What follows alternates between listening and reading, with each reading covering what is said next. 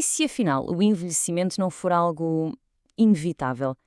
E se for uma condição que podemos tratar e se for possível não só abrandá-lo, mas revertê-lo mesmo? Pois bem, hoje vamos mergulhar numa ciência que está literalmente a virar do avesso tudo o que pensávamos saber sobre o processo de envelhecer. Esta frase é do Dr. David Sinclair de Harvard e é basicamente o nosso ponto de partida. Para ele, o envelhecimento não é uma coisa natural que temos de aceitar e pronto. Não. Para ele, é um problema que tem de ser resolvido. E só esta ideia está a abalar os próprios alicerces da biologia. E atenção, isto não é ficção científica, não. Isto é o resultado de décadas de investigação em Harvard. O que eles propõem é uma mudança de paradigma total. Vamos tratar o envelhecimento em si. Pensem bem, durante séculos olhamos para o envelhecimento como o fim da linha, não é? Mas esta nova ciência vem propor uma coisa completamente radical. E se o envelhecimento, em si, for a raiz de quase tudo? A causa principal de doenças como o cancro, as doenças cardíacas, o Alzheimer? A ideia é essa, tratar a causa e não andar só a tratar os sintomas. Ok, mas como é que isto funciona na prática? A teoria por trás disto tudo chama-se Teoria da Informação do Envelhecimento. É uma ideia fascinante. Esqueçam a imagem do nosso corpo a desgastar-se como um carro velho, não é bem isso. O que acontece, na verdade, é que as nossas células, elas perdem a capacidade de ler as instruções certas. E aqui está o ponto-chave de tudo isto. O problema não está no nosso ADN. O ADN é o nosso hardware e ele mantém-se praticamente intacto ao longo da vida. O problema está no epigenoma. O epigenoma é o software que lê o ADN. E é este software que, com o tempo, começa a ficar corrompido.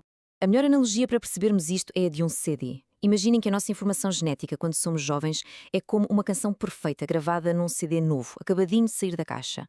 A música toca impecável, sem falhas, mas depois, com o passar do tempo, com os danos no ADN, com o estresse do dia-a-dia, o CD começa a ganhar riscos. E o que é que acontece? A canção, a informação original, continua lá gravada, mas o leitor, ou seja, as nossas células, já não conseguem ler a música como deve ser. Começa a saltar, a falhar. E qual é a consequência disto? Uma autêntica crise de identidade celular. É isso mesmo. As células esquecem-se do que são e do que têm de fazer. Uma célula da pele, de repente, já não se comporta como uma célula da pele. Uma célula nervosa começa a perder a sua eficiência. É esta confusão celular que, no fundo, é a verdadeira essência do envelhecimento, segundo esta teoria. Certo, mas se o problema é uma falha de software, a pergunta lógica é: dá para fazer um reset? Dá para polir os riscos desse CD? Pois é exatamente essa a grande aposta dos cientistas. E é aqui que a coisa fica ainda mais espantosa. Parece que o nosso corpo, em cada célula, guarda uma espécie de cópia de segurança. Uma versão limpa, sem riscos, da nossa informação jovem original.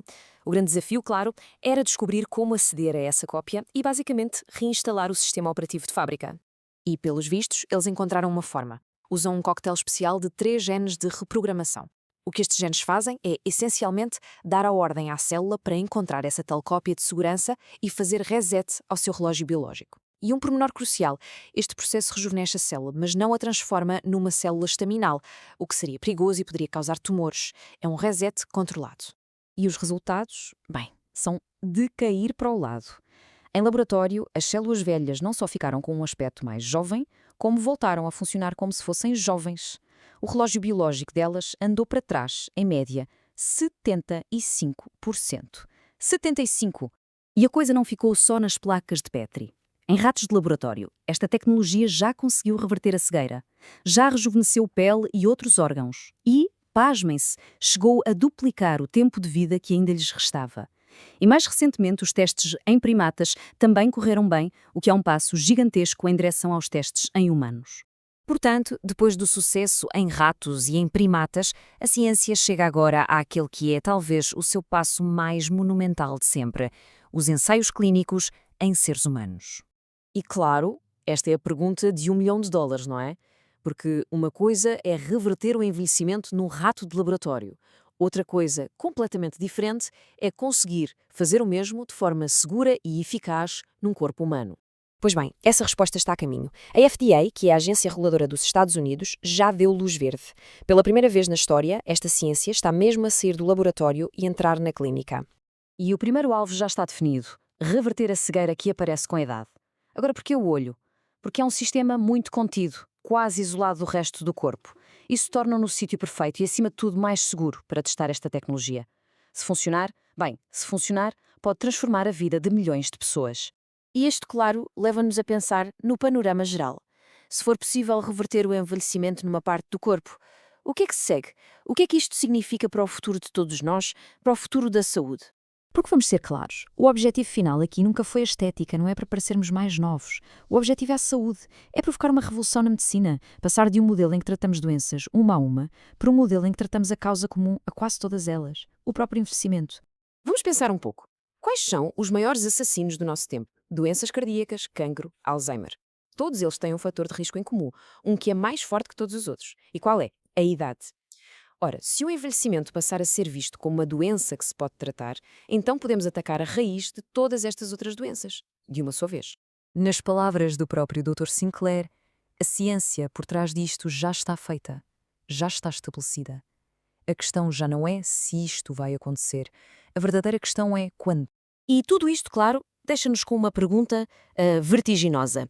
As implicações disto, sociais, económicas e éticas, são absolutamente imensas. Se de repente tivermos o poder de fazer reset ao nosso relógio biológico, que tipo de futuro vamos escolher construir? É uma questão para refletir, sem dúvida.